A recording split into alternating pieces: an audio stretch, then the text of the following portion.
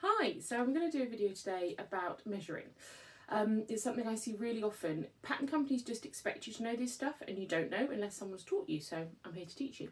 We're talking about bust today. Whether you're full busted or whether you're small busted, sometimes the measurements the pattern company give you is just not enough to start with. So they'll normally ask you to take bust, waist, hips and then some kind of height measurement in terms of nape to waist or whole height or something like that. And that's all fine if you fit in standard measurements, but realistically most of the people that come to sewing classes don't fit in standard sizes. No one is ever a size 10 10 10 or 20 20 20. They're a 20 24 22 or something like that. And when you measure a bust, the main measurement that you take is your full bust.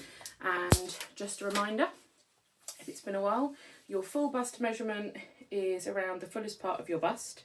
The best way to do it is in front of a mirror so that you can check whether your tape measure is parallel to the floor. It doesn't want to be lifted up or lowered down at the back. Hopefully I got that on. And it needs to be snug enough that it stays in place, but not so snug that it starts to distort the shape of the bust. Yeah, in that case you've pulled it too tight. Mine's normally about 47 and a half today. Happy days.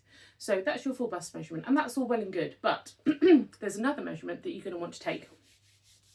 And that's your high bust or your over bust measurement. Now that one comes right up as high as you can get it underneath your underarms.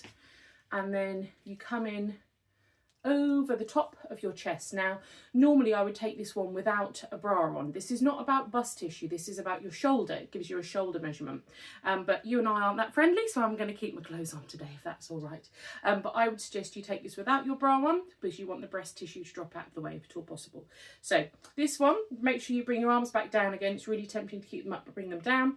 And then this is nice and snug. 42, yeah?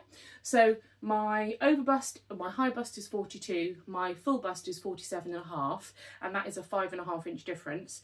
Now, most pattern companies are going to draft for a B cup, which is a 2-inch difference. So if you ever wonder why things don't fit you, that's why.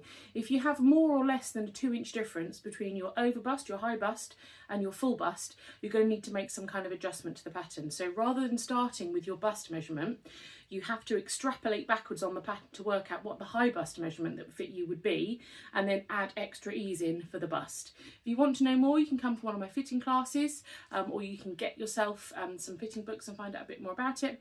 But the important measurement is your high bust. That gives you a size for your shoulders.